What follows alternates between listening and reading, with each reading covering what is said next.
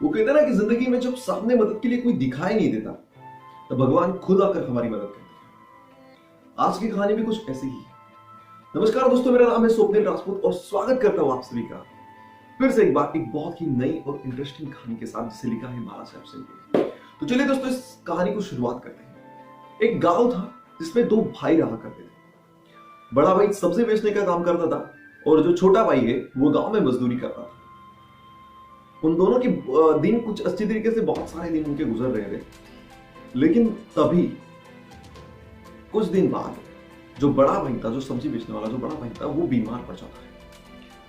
और अपने बीमार भाई को देखकर छोटे भाई को बहुत ज्यादा तरस आता है और वो सोचने में पड़ जाता है कि अब मैं क्या करूं अपने भाई के लिए। और वो हर जो मुमकिन मदद है वो अपने भाई के लिए करने लग जाता है। लेकिन थोड़े दिन ऐसे ही गुजरते जाते हैं, थोड़े दिन बीतते जाते हैं।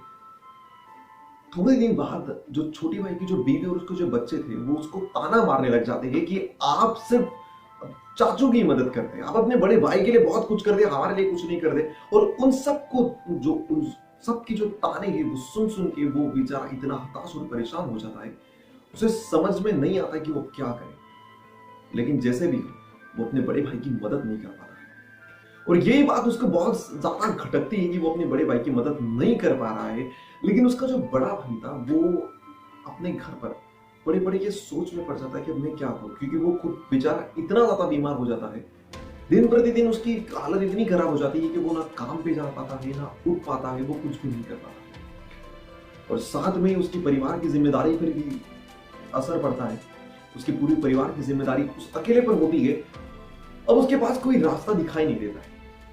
फिर उसके बीवी और बच्चे उसको अस्पताल में लेकर जाते हैं।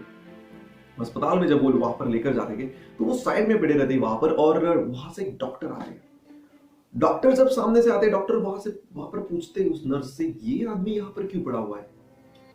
ये बात सुनकर वो नर्स कहती है कि अरे डॉक्टर साहब, आप आगे वाले पेशेंट देखिए ना, मतलब वो आगे वाले पेशेंट जो के उनके पास फीस है और बहुत सारी चीजें, उनकी जो प्रॉब्लम्स है वो आप सॉल्व कीजिए जाकर, वो आपका काम है। ये तो लोग बस ऐसे ही यहाँ पर पड़े हुए हैं, यहाँ पर इनके पास तो देने के लिए कुछ फीस वगैरह भी है नहीं। तो ये मैंने तो इनको लिए जाने के लिए भी कह दिया था, लेकिन ये लोग हैं कि यहीं पर बैठे हुए।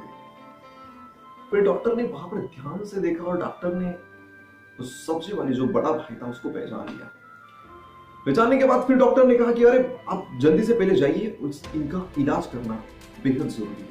नर्स उनसे कहती कि डॉक्टर साहब, इनके पास देने के लिए फीस नहीं है। लेकिन डॉक्टर फिर भी उनको टोकता है और कहता है कि फीस पैसे से ही ज्यादा जिंदगी महत्वपूर्ण है। तो हमें सबसे पहले इसकी जिंदगी बचानी होगी, बाद में जो भी कुछ होगा वो देखा जाएगा। और अगर ये फीस नहीं भर पाया तो मैं खुद अपने पैसे से इसका इलाज करूंगा। ये सब बातें सुनकर फिर क्या था, सब लोग उसे वहां से उठाकर ले जाते हैं और ऑपरेशन थिएटर में उसका ऑपरेशन होता है। उसको जितनी भी सारी जरूरी चीजें होती है वो सब कुछ वहां उसे मुहैया कराई जाती है। उसे जिस किसी भी इंजेक्शन की उसे जरूरत होती है जो कि बाहर के लोगों को तक मुहैया नहीं हो पाता, वो इंजेक्शन और वो सारी दवाइयां भी उसे बहुत इजी तरीके से मिल जाती है। इतना सब कुछ उस डॉक्टर ने उसके लिए किया, उसका परिवार सोच में पड़ जाता है। फिर उसका परिवार ये सोचने लग जाता है कि हमने भगवान से जो मांगा मदद के लिए आई है, शायद भगवान ने हमारी सुन ली। और भगवान यहाँ पर डॉक्टर के रूप में आकर, फिर उसकी बीवी ने उस डॉक्टर से पूछा, हम आपका शुक्रिया अदा किस तरीके से करें, आपने हमारी इतनी सारी मदद की है, आप तो कोई फरिश्ते से कम नहीं हो सकते। ये बातें सुनकर उस डॉक्टर ने उसको रिप्लाई दिया कि नहीं, शुक्रिया तो मुझे आपका करना चाहिए। कुछ दिन की बात है, जब मेरा एक्सीडेंट हो गया था, मैं रोड पर अकेला पड़ा था, लेकिन कोई उठाने के लिए नहीं गया। लेकिन आपके जो तभी इन्होंने मुझे वहां से उठाया। मेरे सिर से बहुत सारा खून बह रहा था। इन्होंने मेरे सिर पर पट्टी बांधी और मुझे उसी वक्त अस्पताल में ले गए। और जब इन्होंने अस्पताल में वो गए, वहां पर 2000 रुपए फीस लग रही थी, वो भी इन्होंने जमा की थी। और जब मेरा इलाज चल रहा था तो डॉक्टर्स ने मुझे पहचान लिया था और उन्होंने मेरे घर पर कॉल भी कर दिया था। कॉल करने के बाद मेरी फैमिली वहां पर आई और उन्होंने वो 2000 रुपए इन्हें वापस देने की भी कोशिश की, लेकिन इन्होंने वो पैसे लेने से इनकार कर दिया।